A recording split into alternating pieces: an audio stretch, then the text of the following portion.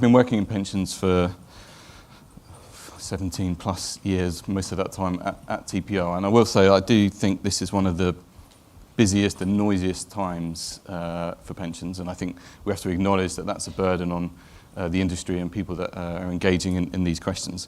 But I do share that optimism that I think we're really trying to tackle some issues that are going to have a real impact on people's retirement outcomes, and I think that's a real positive message to take forward. And as well as that, I think we've got a real opportunity to deal with some of those questions now.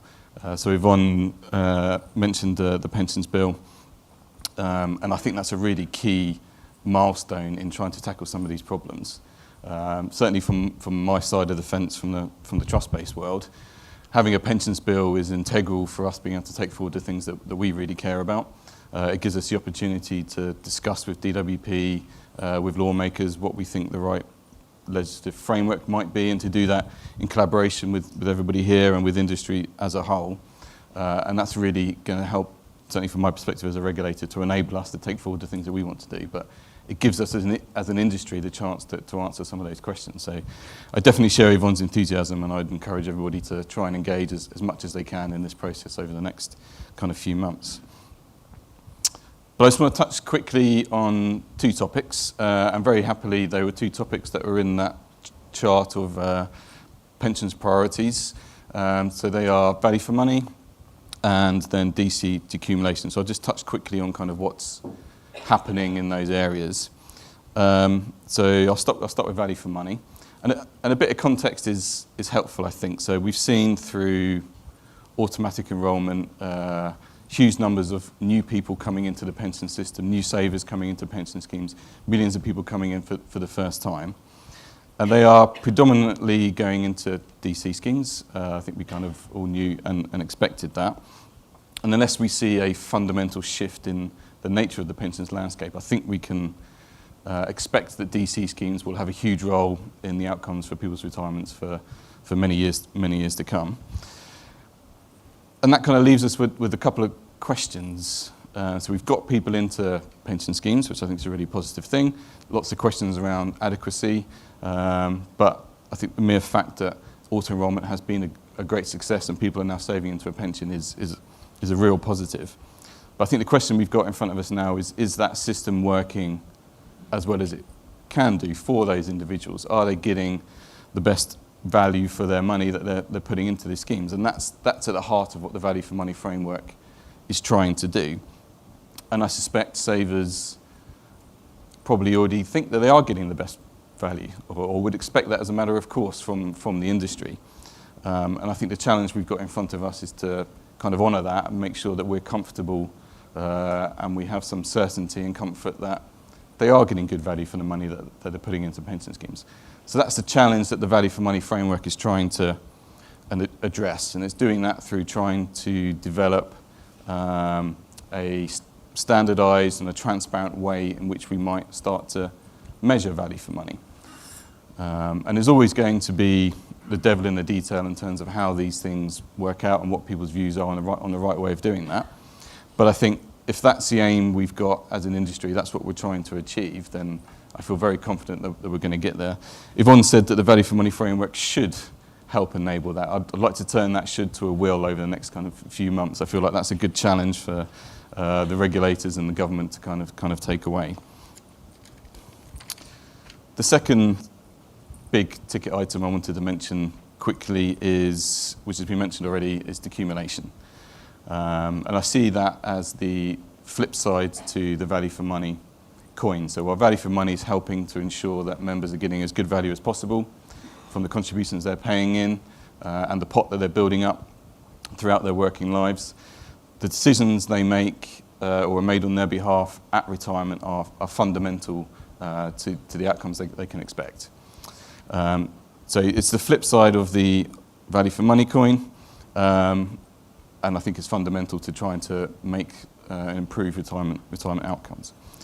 But it's incredibly complex, so I'm not going to pretend that this is an easy question. And as Debbie said, you know, everyone and his dog has got a view on certain issues, and in pensions that's always true. I think if you asked 100 people what they thought the right answer to the decumulation question is. You'd be very lucky if you only got 100 answers coming back. But I would hope that what you might get back from all of those 100 people is that we need to do something more, and that we have a lot of people transitioning through the pension system, accumulating and coming up to retirement, and we need to ensure that they are as supported, guided, and encouraged as much as possible when it comes to actually how they're going to then take their pension. And luckily, both of those things are in the pensions bill. So we've got value for money and we've got DC decumulation. They're high on DWP's agenda, they're high on our agenda at the regulator. And I think across industry, actually, one thing I've been really, why I'm optimistic, is I think industry are really grabbing this issue. There's real momentum, there's a lot of collaboration, there's discussion and debate around the details of how these things work, but I think everyone seems to me to have the right objective in mind, and that's how do we make this DC system work better for members. And I think as long as we keep that front and centre in what we're trying to do, then I'll remain positive that the pension system will be in a better place in the years to come. So I like Yvonne's golden rule. I think that is absolutely the one that we should have in mind, and you won't hear any arguments against that from the regulator. Just quickly, I'll touch on the role of employers, and then I'll stop. So I do think, or we do think, that there is a role for employers in this debate as well.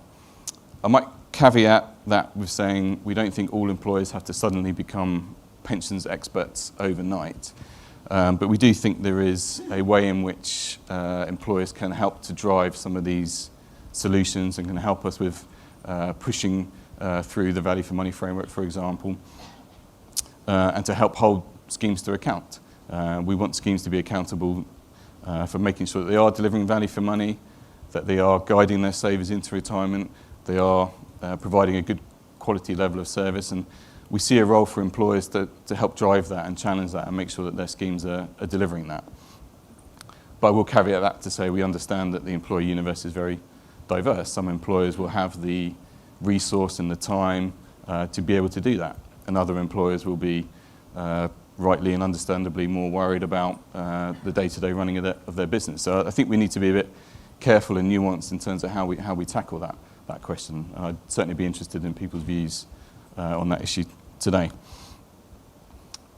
And then one final remark on that issue, but also on the way forward. So I think if we are to get to that place, there's a few things that we need to have in place. One is information. So if we are going to help employers to drive this, and as an industry, if we want to drive it as well, then I think we need the right information. We need that right level of disclosure so the market can see, and that level of transparency. I think that's fundamentally important. And we need the right framework around how that then gets used and gets delivered. And I'm confident and optimistic that that's what the value for money framework and the decumulation work is trying to give us. So I'm definitely an optimist for the future. Oh, and you definitely need a good regulator to help enforce that as well, but I would say that.